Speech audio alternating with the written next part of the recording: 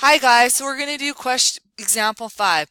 Rachel sells gourmet cupcakes on the internet. In the 4th month of operation, she sells 480 dozen cupcakes, and in her 7th month, she sold 792 cupcakes. Assume that we can model this equation by a linear model. She estimates that with her current equipment, the max that she can bake is 1,500 cupcakes per month. If she wants her business to keep growing, during what month will she exceed her current capacity for baked goods? So, first thing, we need to think this through in right here. So, this is in months, is our like x-axis, and cupcakes are up here. So we know this. This is my 1,500 line, right? She's going to have a linear model. At some point, those two are going to cross, and that's going to be at some month, and that's what we want to find. So we know some information. We know enough information to get slope, and we know from that information, it can help us find a y-intercept. And if we know all that stuff, and we know our max value is 1,500, it can help us find what month we're going to be in. So in month 4, right? So month 4, she sold 480. So I'm just going to set this up in a table. So X and Y. And then I know on month 7th, she sold 792, not 492, 792. So my rate, my change, my X value change in that is 3. How do I get from 4 to 7? I add 3. So how do I get from 480 to 792? Well, I add 312.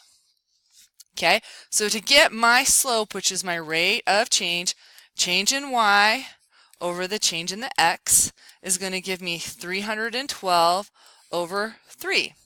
Well, 312 divided by 3, if I use a calculator, I get the value of 104. So I can come back to my equation, linear line step. Yeah, y is equal to 104x plus b. So I just need to plug in probably 480 to help me get my slope intercept value. So this is what I'm going to do. 104, I'm going to times that by 4, plus my b value should equal 480. So I know 480. I know 104 times 4 would give me 416 plus b. So when I minus 416 from both sides, you get b is equal to 64. So back in my original equation, I'm getting 64 as my slope intercept. So now that we have our y-intercept and I have that equation, I know this. At 1,500 is the max I can make. So right? So 1,500, I know it's going to be 104 times x, that's what I want to find, plus 64. So now I'm doing some jazz to solve for this value because the x is the months, right? So I minus 64. So I get 1436 is equal to 104x. The beautiful thing about that, when I divide 104 in, I get, so I divide both sides by 104. Divide by 104.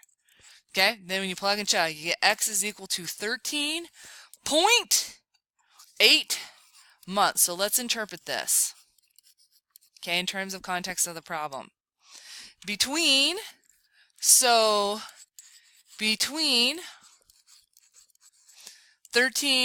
and 14 months shall reach her max.